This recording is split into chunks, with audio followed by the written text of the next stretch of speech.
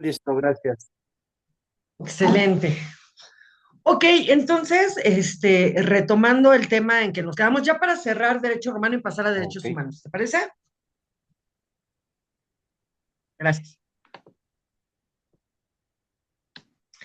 Tenemos otra figura que es el concilia plebis y los tributos de la plebe, ¿no? El tributo de la plebe es una magistratura que se instaló en el año 494 antes de Cristo, conocido como el tributo de la plebe.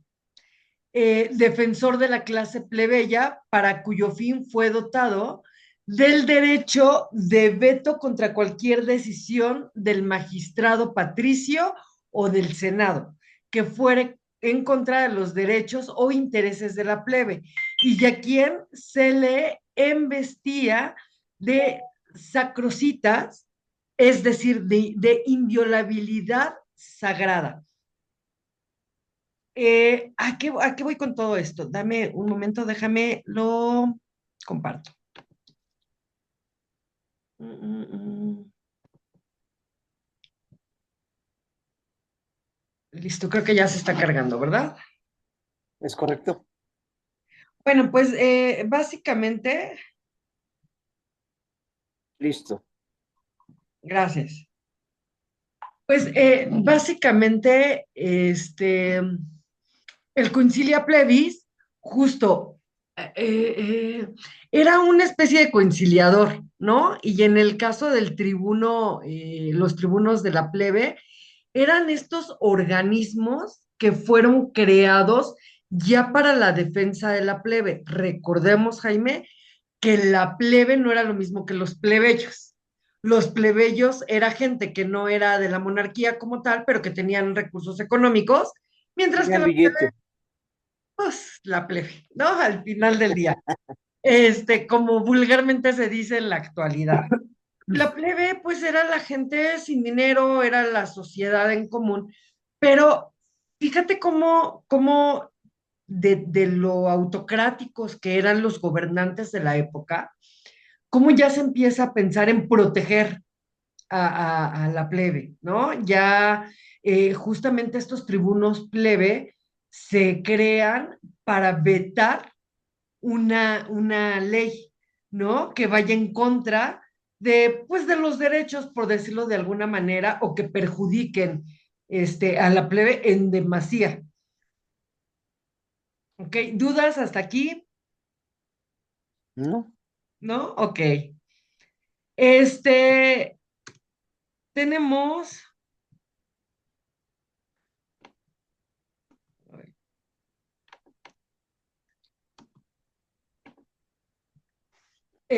los concilio plebe y los tribunos plebe básicamente eran estos sujetos que nos marca como tal el gráfico, ¿no? En realidad, al final del día, protectores de la plebe.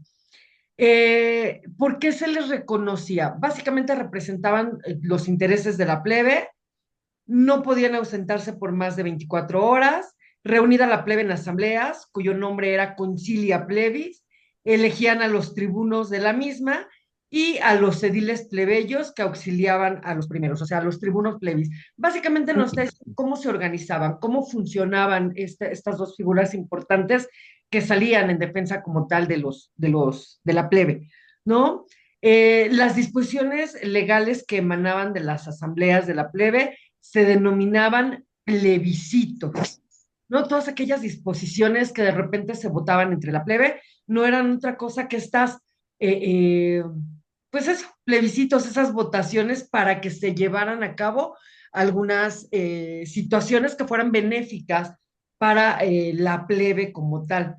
Justo lo mencionaba yo con Abraham la clase anterior, y no sé si escucharon ese término con nuestro señor presidente que dice, vamos a ser los plebiscitos. Ya se están empezando a aplicar a nivel nacional. No es otra cosa, es votación para elegir, ¿no? Obviamente, ojalá fuera a favor de la ciudadanía, ojalá se diera de esa manera, ¿no? Pero las cosas ahorita están complicadísimas en el Congreso de la Unión. Las nuevas reformas que pretenden están terribles, terribles, de verdad. ¿te parece, perdón por hablarle de tú, ¿le parece terrible la reforma al Poder Judicial? Sí me lo parece, sí me lo parece. Mira, te voy a decir por qué. Nosotros nos regimos bajo tres poderes de la Unión. Constitucionalmente, el artículo 49 constitucional dispone que el poder del Estado no se dejará en manos de una sola persona. Al final del día, Jaime, al final del día es equilibrio. Parece que no, pero sí hay un equilibrio. Y te voy a poner un claro ejemplo. ¿Sabías que para el que el presidente salga del país, quien otorga el permiso es el Senado? Sí. En teoría tengo entendido que así era, digo, Peña Nieto, hablando un poquito del anterior Burro Nieto, pues tenía que ser así, tenía que tener la autorización para salir, supuestamente. Y desde antes.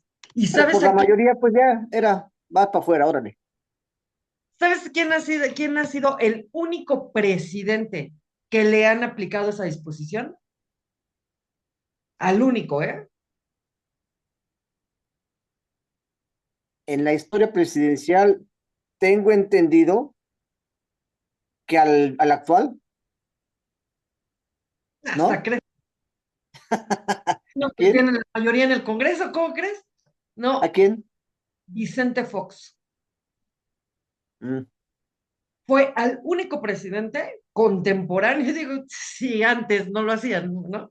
Pero ha sido el único presidente que le han, el Congreso le ha impedido la salida a una diligencia. Que además cabe hacer mención que la mayoría de curules, pues eran priistas en ese entonces, ¿no? Y además fue la primera transición que se da con Vicente Fox. Lamentablemente por no haber tenido la mayoría. Claro, es que ese es el punto. Ese es el punto. O sea, se supone, es el deber ser, ¿no? El deber ser es que sea equitativo, o sea, no que haya más rojos, más azules, más amarillos, no. Lo interesante es que sea equitativo y que realmente la votación, la mayoría relativa, que marca tal cual las disposiciones de cómo opera el Congreso de la Unión, que la mayoría relativa sea equitativa, ¿no? Porque obviamente si dicen para la aprobación de una ley, ejemplo, el tema de la propiedad privada ahorita es un tema, ¿eh? Fuerte. Pretenden acabar con la propiedad privada y entonces convertir la propiedad privada en concesiones. Y no está fácil, no está fácil, porque un ejemplo, todas aquellas personas que durante su vida han trabajado, como sea, ¿eh? O sea, así paguen en Infonavit su casa cada mes, al final del día es tu patrimonio, ¿no? Porque cuando acabas de pagar, te dan las escrituras de tu vivienda, Es ¿cierto o correcto lo no? que avala tu propiedad. Y entonces ya es mío, es mi propiedad hacer a nivel constitucional, se acaba la propiedad privada. Ya no va a ser propiedad privada, van a ser concesiones. ¿Qué quiere decir?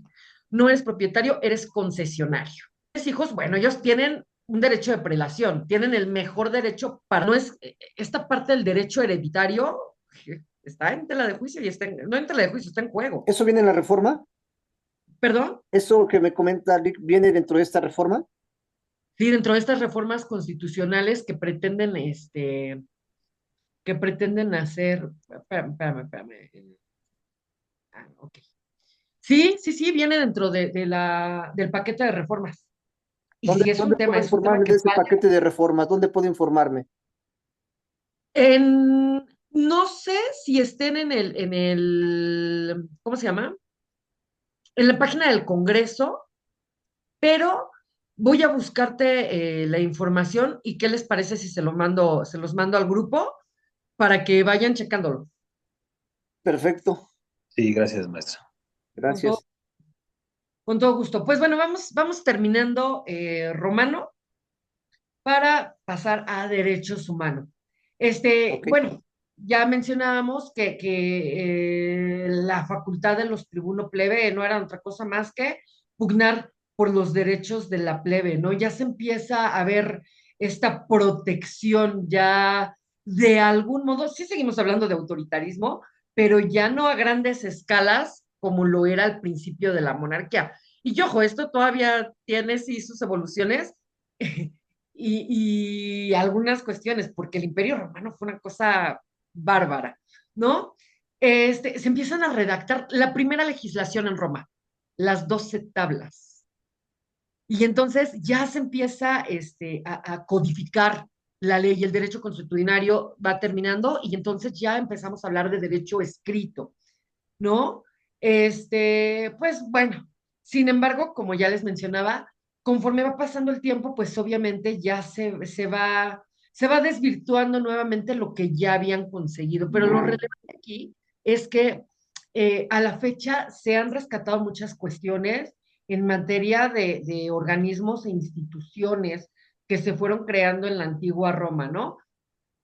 Funcionan, vemos, ¿no? Han ido funcionando con sus demoles como todo, y yo creo que por lo que respecta al Estado mexicano, sí, se requiere una reestructura, ¿no? Sí tenemos obviamente muchas instituciones, muchos organismos que funcionan bien y como debería de ser, pero también es cierto que hay mucho, perdón, que hay mucho nepotismo y también es cierto que hay mucho juego de intereses.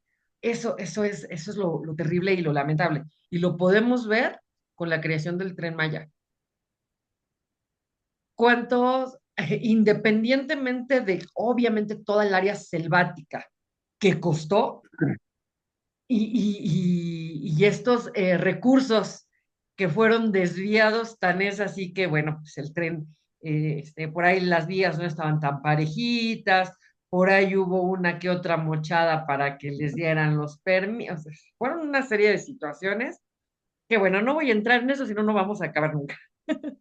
Sí, Ok, la asimilación patricio-plebeyo. Dice que los patricios fueron poco a poco permitiendo la incorporación de los plebeyos a las magistraturas, que ya lo habíamos mencionado con anterioridad, ¿no? Ya decía, bueno, ya, pásale, ya puedes pasar al Senado, ya puedes formar parte de las magistraturas y de las decisiones que se podían tomar en la antigua Roma. Porque pues al final del día, pues ahí había dinero y eso también era muy importante en Roma. ¿No? Como resultado de lo anterior, se crea la figura de la preturia por la Lex Licinia Sextia en el 367 a.C., que permitió el acceso a los plebeyos al consulado. Y entonces vean, cómo al principio de la República los plebeyos se van acomodando, se van colando, primero al Senado, luego a las magistraturas y luego con los cónsules. Entonces, esa sociedad patricia tan cerrada ya empieza a dar apertura a personas que no eran de su linaje como lo veían ellos en algún momento. Y entonces ya les empiezan a dar más apertura a los plebeyos y además, reitero, se empieza a luchar por los derechos de la plebe, ¿no? Para que ya no fueran pisoteados, entre comillas, ni jurídicamente, ni monetariamente. El esclavismo sí se ve, pero no como al principio, no como en la monarquía, ¿no? Nos dice que el pretor tiene a su cargo la jurisdicción civil de las cívitas, es decir, tiene la potestad de declarar cuándo se puede llevar a cabo un proceso jurisdiccional, que aún sin resolver, no por la decisión del mismo magistrado, sino por un fallo que se llamaba judicatum o sententia, de un juez privado, iudex o arbiter.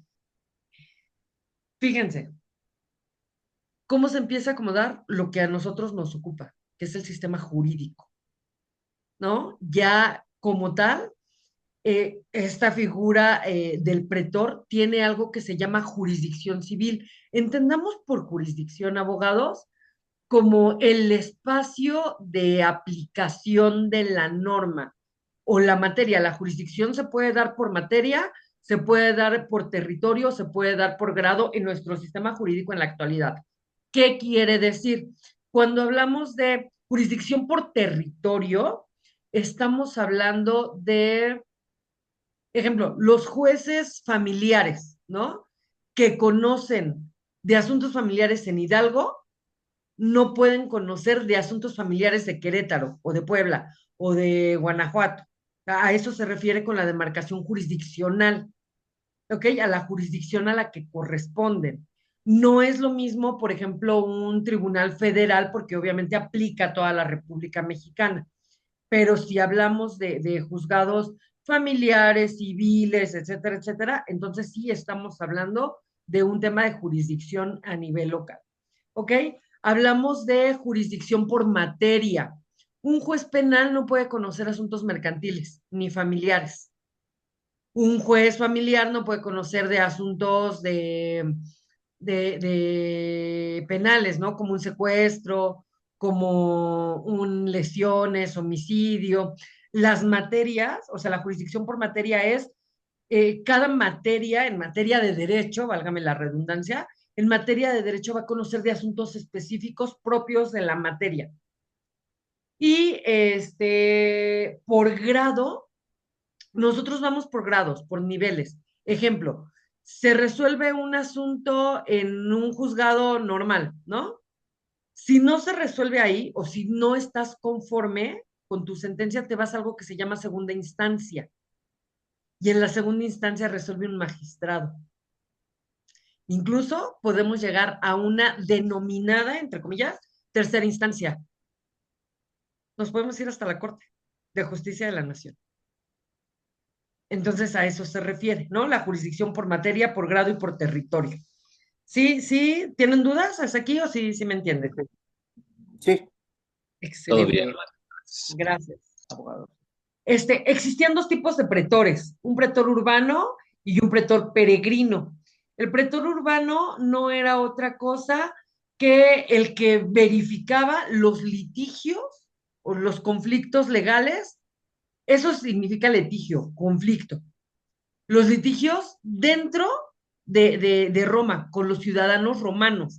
Fíjense cómo ya empiezan a segregar, ya empiezan a organizarse respecto a este tema que les decía del territorio.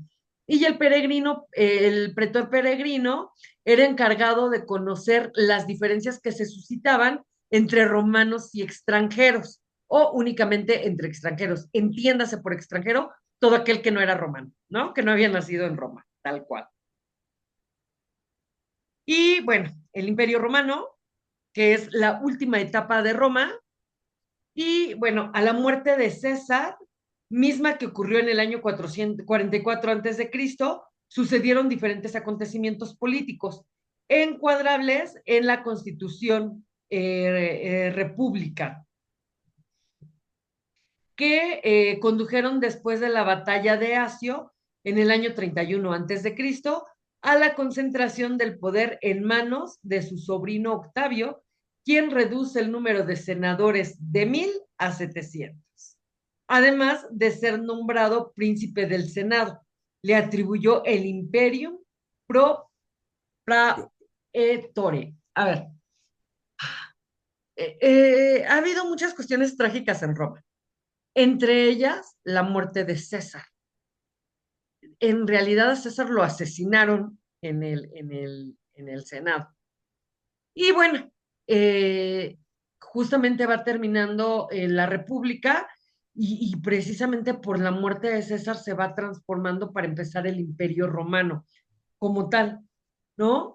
Eh, y se dan algunas cuestiones muy, muy, muy importantes. Entre ellas, nuevamente la concentración del poder en una sola persona.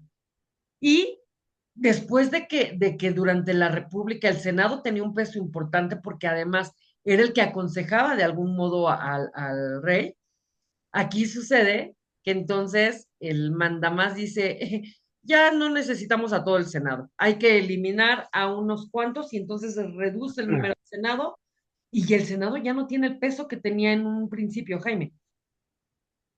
no, no estás Ah, pensé todavía. que ibas a decir algo. Ok.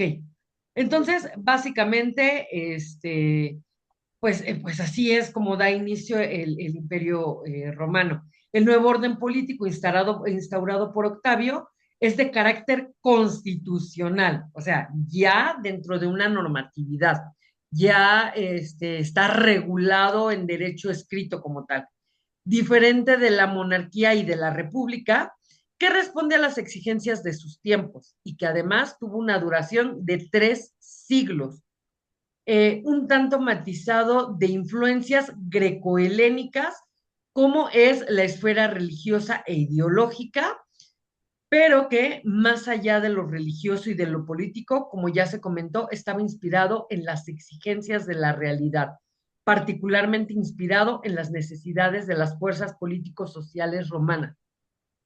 Aquí hay una situación bien interesante. Nosotros ubicamos Grecia, ¿no? Vemos Grecia o escuchamos Grecia y nos imaginamos esos grandes fustes y grandes arquitectura muy particular. Roma en algún momento llegó a copiar la arquitectura de Grecia y no solo es su organización, también porque Grecia estaba perfectamente bien organizada. Entonces, Roma retoma esa parte de Grecia y bueno, la aplica justamente en el Imperio Romano, porque obviamente las exigencias sociales eran cada vez diferentes. Entonces, había la necesidad de tomar, por decirlo de alguna manera, como ejemplo otra sociedad, en este caso la helénica, la griega, y se llama helénica por Helena de Troya, tal cual, ¿no? Y con esta terminamos. Dice que esta época se conocía como diarquía, ya que el príncipe comparte poder con el Senado. Sin embargo, no se encontraban en el mismo plano, pero con el paso del tiempo se convierte en una autocracia gracias a las aptitudes y habilidades políticas de Octavio, quien se va rebusteciendo de poder. Y bueno, dentro de los poderes que tenía Octavio estaba el Imperium Proconsulare Maenius, mismo que no tenía límites, gobernaba en todas las provincias, así como el mando y organización de las legiones, hablando de las Fuerzas Armadas específicamente, ¿no? Y teníamos la potestad tributacia, que le otorgaba la convocatoria del concilio de la plebe y del Senado, la inviolabilidad del poder y el poder de veto. Ay, si bien es cierto, o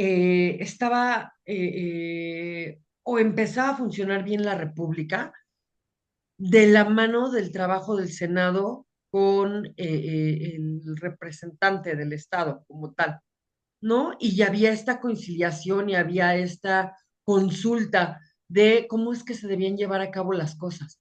Sin embargo, esto no duró mucho, ¿no? En esta evolución, en este paso, para que se empezara a consolidar el Imperio Romano, pues obviamente llega el momento en que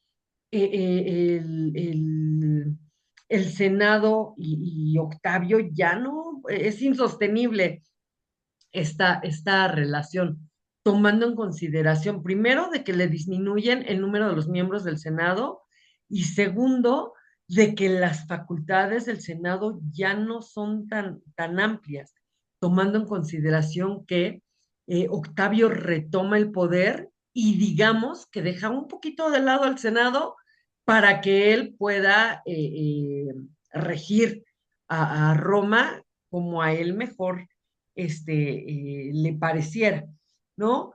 Y bueno, se habla de el imperio, que bueno, gobernaba sobre todas las provincias que estuviesen alrededor de Roma. Todas esas provincias tenían que someterse a las disposiciones del imperio romano.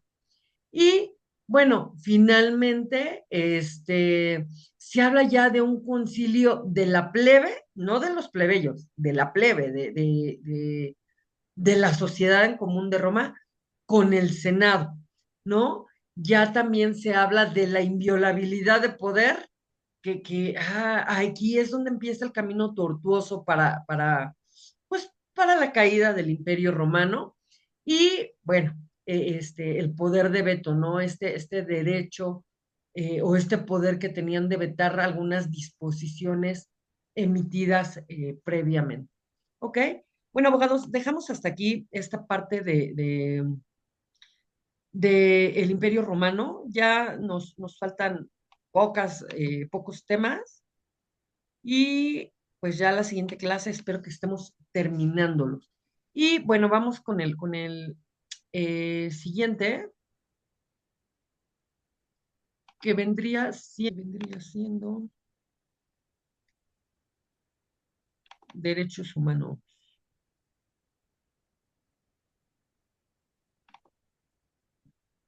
Voy. ¿Nos puedes ir recordando, Abraham, en qué nos quedamos de derechos humanos, por favor? Permítame, maestra. Claro que sí.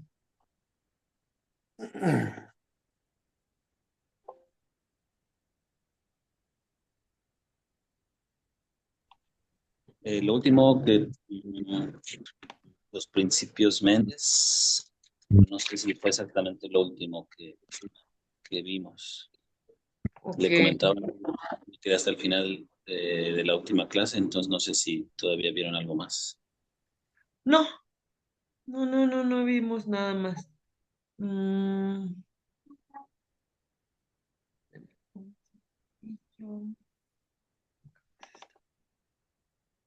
Ya lo tenemos, ya, ¿verdad? Se está proyectando, ¿verdad? Se está cargando. Correcto. Gracias.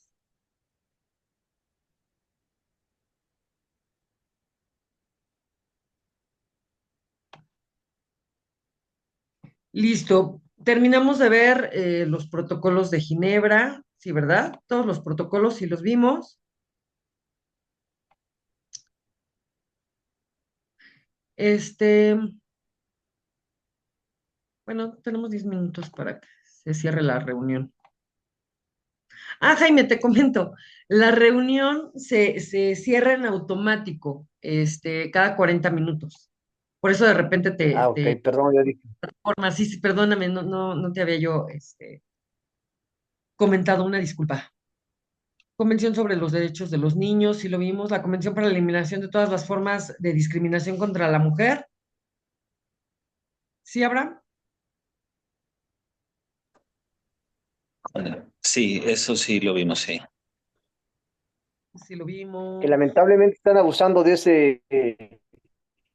esos derechos de mujer, usando las mujeres, lamentablemente, esa que tienen, sobre los hombres, ya ahora sé que uno siempre hace conciencita con ustedes. Fíjate que justo, Jaime, la sesión pasada era lo que platicábamos con Abraham. Y esta parte, o sea, si bien es cierto que uno de los grupos vulnerables, ¿sí me escuchan bien o se corta? Se ¿Se escucha escucha bien. bien? Ah, ok, gracias. Que uno de los grupos vulnerables protegidos por el derecho internacional, porque ojo, van de la mano derecho internacional y derechos humanos, ¿eh? Por eso de repente voy a hablar de derecho internacional, porque van muy de la mano.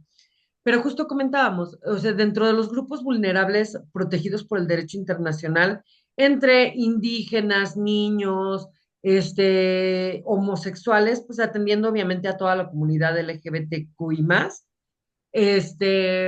minusválidos, pues obviamente se encuentran las mujeres, ¿no? Y que históricamente, pues sí ha sido un grupo que ha sido mancillado y vulnerado a través de la historia por las situaciones, motivos o razones que se hayan dado en cada época. Sin embargo, eh, el- esto que tú mencionas, que es desvirtuar el objetivo, tal vez no el movimiento, el objetivo del movimiento, híjole, sí es complejo. El movimiento me parece lo más loable en todos los Es sentidos. loable, como en todo, lamentablemente por unas cuantas se, se desvirtúa todo. Sí, Sí, y es lamentable, de verdad, porque incluso comentábamos que tristemente a veces el Estado, no le voy a poner nombre, ¿no? Dejémoslo en Estado. El Estado crea los mismos grupos de choque para impedir que se cumpla el objetivo primordial, ¿no? Incluso para alterar, este, Igual, Lick, igual, perdón, y no a lo mejor tanto el Estado, sino políticos, políticos por intereses, políticos, organizaciones y todo eso, ¿sí?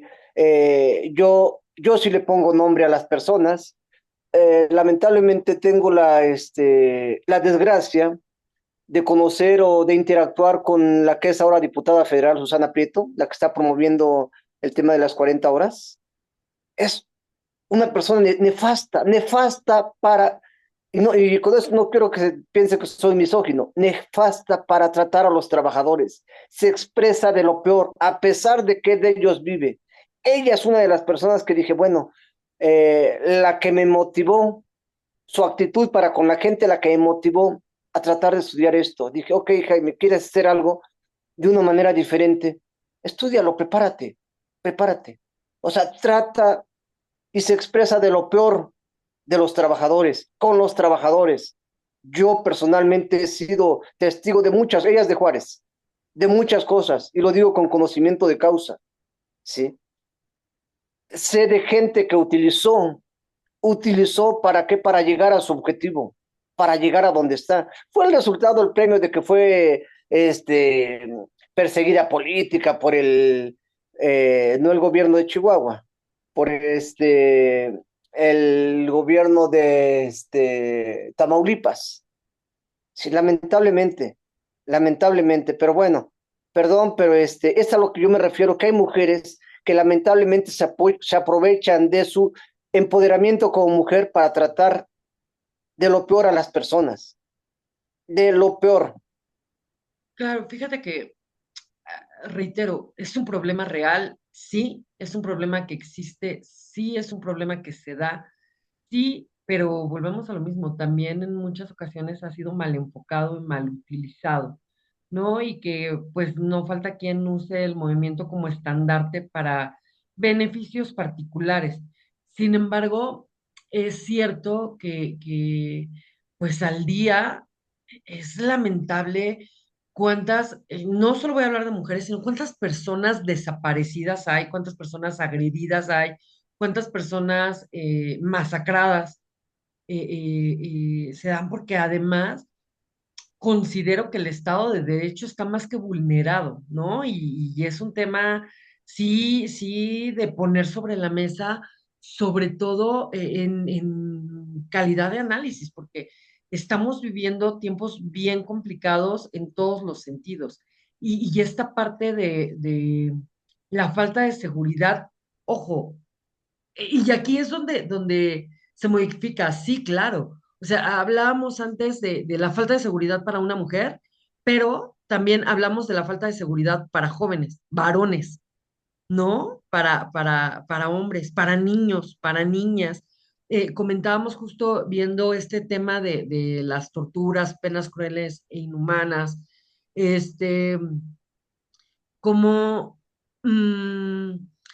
no solo las niñas son desaparecidas para cualquier efecto, ¿no? Para cualquier fin, sobre todo delictivo, ¿no? En todos los sentidos. Este, niños también. De verdad que si nos ponemos a revisar con una lupa cómo es que se está viviendo, no solo a nivel México, ¿no? A nivel mundial, toda la inseguridad en todas sus formas, híjole, creo que lejos de una evolución estamos en decadencia humana. Y perdón Es que, correcto, y bien decía bien dice esta niña Natalie, sí, ¿verdad? En su exposición que hacen en bueno, dentro de la presentación que pidió que se viera. ujú, El origen tiene en la familia. ¿Por qué? Porque desde ahí viene la pérdida de valores. Y achacándole un poquito también a lo que es a gobiernos anteriores. ¿Por qué? Lo que es del civismo. No sé qué edad tenga usted, maestra, si le tocó todavía lo que es la materia de civismo. Civismo, digo, No, hombre, esa materia ya la quitaron en la actualidad. Creo que va a regresar, no sé, pero bueno, son la pérdida de valores y lo que dice esta niña es muy cierto, pero vienen, su origen es en la familia, desde ahí se viene todo. Yo le hablo estadísticamente, maestra, aquí en Juárez, ok, no hablo de mujeres de 15, 17 años, cierto, son mujeres, han perdido la vida, pero hay nada más en las estadísticas, ok, murió mujer, sí, pero vean en qué andaba metida la niñita y qué hacen los padres, no hacen nada.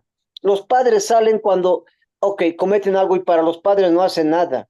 Cuando en realidad yo lo veo, muchos jovencitos, ya mujeres, o sea, metidas en malas cosas, en malas acciones, pero bueno, los padres no dicen nada porque si dicen algo, ahí salen derechos humanos, ya no hay esa libertad de agarrar y de llamar la atención, porque yo, padre, agarro, le llamo la atención, me acusan y me voy al bote. Entonces, los derechos humanos tienen ventajas y desventajas. Sí, ventajas de que está la protección de la dignidad humana, la protección, promover la paz, una estabilidad social, en fin.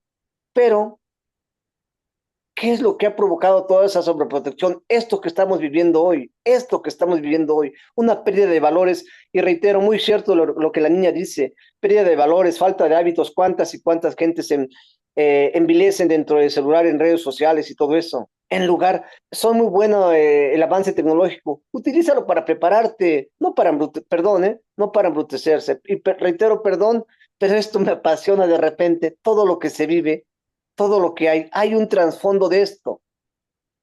Perdón, Sí, lo importante, no, adelante, adelante. Lo importante aquí es lo que comentábamos hace rato, ¿no? Este, sí argumentar, es cierto, estamos